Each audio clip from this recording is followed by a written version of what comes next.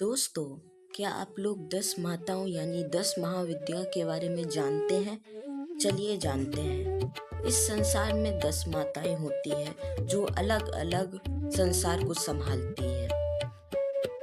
महाभागवत यानी देवी पुराण में एक श्लोक है जहाँ पे इन देवी माताओं को बताया जाता है। चलिए उस श्लोक को जानते हैं। कालिका महाविद्या षोडशी भुवनेश्वरी भैरवी छिन्न मस्ता विद्या धूमावती बगला सिद्धि मातंगी कमला एवं धरा महाविद्या विद्याते।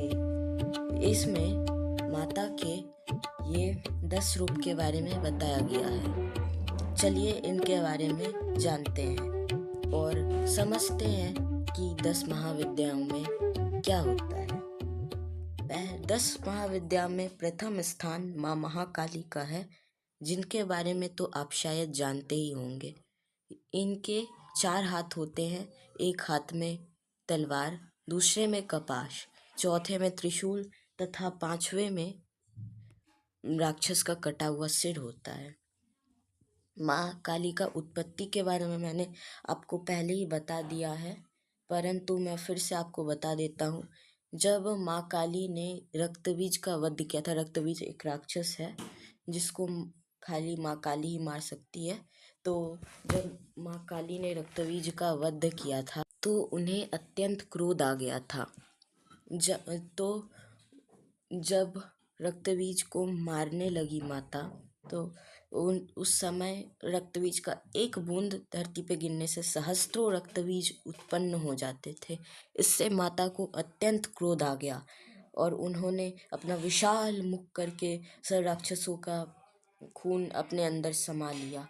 ऐसे करते करते माता ने सब राक्षस का विनाश किया। फिर माता को इतना क्रोध आ गया था कि वो पूरे संसार का विनाश करने लगी। इनके आप पीछे देख सकते हैं, या तो रणभूमि होता है या शमशान होता है। माँ ऐसे ही रक्तबीज का वध हुआ था इन्हीं स्थानों पे। उसके बाद माँ को अत्यंत क्रोध आ गया था, तो उस प्रचंड क्रोध को कोई सहन नहीं कर सकता था सिवाय महादेव के। तो महादेव माता के पाँव के नीचे आए। फिर महादेव को पाँव के नीचे देख माता को अच्छा नहीं लगा, इसलिए उनका जीभ बाहर निकल गया। इसके बारे में मैं आपको शॉर्ट्स में भी बता चुका हूँ माँ काली के बारे में। चलिए माता का दूसरा स्वरूप के बारे में चर्चा करते हैं। माता का दूसरा स्वरूप का नाम है माँ तारा, जिनको अभी आप स्क्रीन पे देख ही रहे होंगे। माता का जो शरीर रहता है वो मटके की तरह दिखता है, परंतु माता एकदम काली माँ की ही तरह दिखती है। इनकी उत्पत्ति के बारे में चलिए हम बात करते हैं।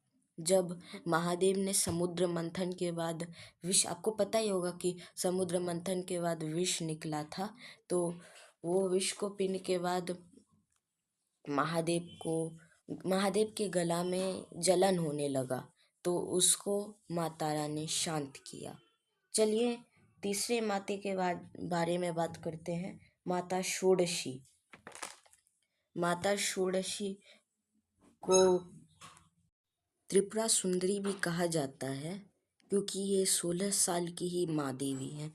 इनको आप चित्रित में देख रहे होंगे, महादेव इनके नीचे हैं और उनके पीठ से कमल निकल रहा है, उन पे माँ विराजमान है। इनके बाद माँ छिन्नमस्ता का बात करते हैं। माँ छिन्नमस्ता माँ देवी हैं, जिनके आप देख रहे होंगे एक हाथ में कटा हुआ सिर और दूसरे हाथ में दो हैं जो इनके क्या बोलते हैं कि रक्त को पी रहे हैं। ये कथा के बारे में हम लोग आगे बात करेंगे, तब तक माता के आगे के रूप के बारे में देख लेते हैं। देवी भैरवी, जो संसार का विनाश करती है। जैसे आप लोग जानते ही होंगे, जैसे त्रिमूर्ति में महादेव विनाश करते हैं, वैसे ही माँ भैरवी संसार का विनाश करती है और स्थापित करते अच्छाई को। इसके बाद माँ धूमावती का बात करते हैं, जो माँ विधवा के स्वरूप में बैठी रहती हैं रथ पे। इनके बारे में आगे चर्चा करेंगे। इनके बाद आती है माँ बगलामुखी, जो असुरों का जीव खींच के उसके बाद उनको विनाश करती है। ये माता का आगे का रूप है, इसके बारे में हम लोग आगे चर्चा करेंगे। इसके बाद आती है माता मातंगी, जिनको माँ सरस्वती का भी तांत्रिक रूप बताया जाता है, जिनके हाथ में वीणा रहता है और उनके दोनों हाथ में तोते रहते हैं, और उनके हाथ में आप अस्त्र देख सकते हैं स्क्रीन पे। इनके बाद आते हैं माँ कमला, जिन्हें माँ लक्ष्मी का तांत्रिक रूप माना जाता है, जो संसार में धन संपदा को देखती हैं। इनके बाद का इनके उत्पत्ति और इनके बनने का हम लोग सब कुछ आगे के पार्ट में जानेंगे। तब तक के लिए जय माँ 10 महाविद्या। आप लोग को आगे का पार्ट देखना होगा, जल्दी ही आ रहा है हम लोग का आगे का।